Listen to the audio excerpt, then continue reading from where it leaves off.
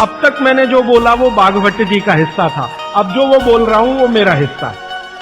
बागभट्ट जी कह रहे हैं कि प्रेशर कुकर का भोजन ना करें, क्योंकि प्रेशर कुकर एक ऐसी तकनीक है जिसमें भोजन बनाते समय ना तो सूर्य का प्रकाश जा सकता है, ना पवन का स्पर्श उसको मिलेगा।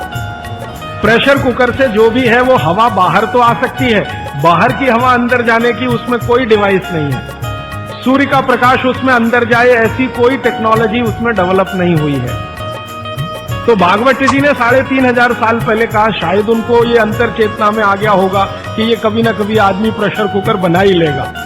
ये मैंने मजाक में कहा, लेकिन आज के हिसाब से आपको समझ में आया इसके लिए। तो वो ये कहते हैं कि प्रेशर कुकर का भोजन ना करें, माने हमारे घर में एक प्रेशर कुकर है जिस पर भागवत जी का सिद्धांत लागू नहीं होता। माने सिद्धांत ऐसे लागू नहीं होता कि हम उसका खाना खाएं, ना खाएं, वो विष है।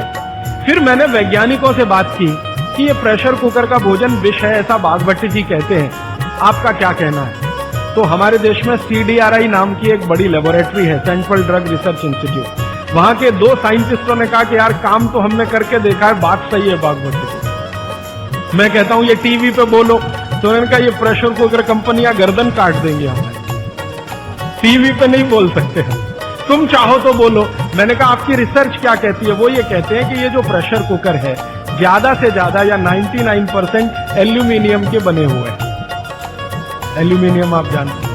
और वो ये कहते हैं कि भोजन रखने और बनाने का सबसे खराब मेटल अगर कोई है तो एल्यूमिनियम ही है। और दोनों वैज्ञानिक, वो कहते हैं नाम नहीं लेना हमारा, इसलिए मैं नहीं ले रहा हूं, वो ये कहते हैं कि हमारा 18 साल का रिसर्च ये कहता है कि अगर इस एल्यूमिनियम के प्रेशर कुकर का खाना बार बार आप खाते जाओ तो गारंटी है कि आपको डायबिटीज तो हो ही जाएगा, अर्थराइटिस तो हो ही जाएगा, ब्रोंकाइटिस भी होने की पूरी संभावना है, और सबसे ज्यादा टीबी होने की संभावना है, अस्थमा, टीबी, ये सब होने की संभावना। मैं पूछा आपने अब तक कितनी बीमारियों को डिटेक्ट किया? तो उन्होंने कहा 48 बीमारियों को हम डिटेक्ट कर चुके हैं जो प्रेशर कुकर के खाने से ही होती हैं। और ये दोनों रिसर्चर, सबसे ज्यादा इन्होंने रिसर्च किया जेलों में। जेल है ना हमारी, वहां सभी कैदियों को एल्यूमिनियम के बर्तन में ही खाना मिलता है, आप जानते हैं। तो ये दोनों वैज्ञानिक लखनऊ के हैं, लखनऊ की जेल में, लखनऊ के आसपास की जेलों में इन्होंने बहुत काम किया।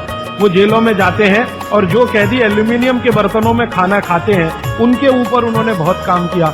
और उन्होंने कहा सबका जीवन कम होता है और जीवन की शक्ति कम होती है, प्रतिकारक शक्ति कम होती है और रोग बहुत जल्दी उनको आते हैं। बाद में मैंने एक छोटा सा काम इसमें ऐड किया। वो वैज्ञानिकों से रिपोर्ट लेने के बाद मैंने ये तय किया कि पता करो कि ये एल्यूमिनियम कब से आया, क्योंकि ये ज्यादा पुरानी चीज नहीं है।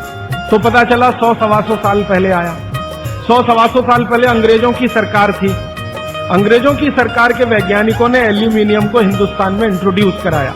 और आपको सुनकर हैरानी होगी कि अंग्रेजों की सरकार का जो पहला नोटिफिकेशन आया एल्यूमिनियम के बर्तन बनाने का, वो जेल के कैदियों के लिए ही आया। और उनका ये तय हुआ था कि जेल के कैदियों को एल्यूमिनियम के बर्तनों में ही भोजन दिया जाए, क्योंकि ये सब भारत के क्रांतिकारी हैं और अंग्रेजों को इन्हें मारना है। उस जमाने में आप जानते हैं जेल में कोई भी होता था तो वो क्रांतिकारी होता था। भगत सिंह हो या उधम सिंह, चंद्रशेखर हो या अशफाक उल्लाह, राजेंद्र नाथ लाहिड़ी हो या ठाकुर रोशन सिंह, ये सब तो क्रांतिकारी थे जो जेलों में जाया करते थे अंग्रेजों के जमाने। इनको जानबूझकर एल्यूमिनियम के बर्तन में ही खाना देना है ताकि ये जल्दी मरे या मरने की स्थिति में आ जाए। तो समझबूझकर अंग्रेजों की सरकार ने एल्यूमिनियम के बर्तन इस देश में इंट्रोड्यूस किए। अब परिणाम क्या हुआ? अंग्रेज तो चले गए, लेकिन जेलों में आज भी ये नियम चल रहा है कि भोजन एल्यूमिनियम के बर्तनों में ही दिया जाएगा। अंग्रेज चले गए, फिर भी ये काम चल रहा है। और अब मुश्किल ये हो गई है कि वो जेलों से हमारे घर में आ गया और हमारे घरों से ज्यादा गरीबों के घर में आ गया। ज्यादा गरीब लोगों के भोजन तो सारे एल्यूमिनियम के बर्तनों में ही बन रहे हैं और वो बेचारे बिना जाने बूझे ट्यूबरकुलोसिस और अस्थमा जैसी बीमारियों के शिकार हो।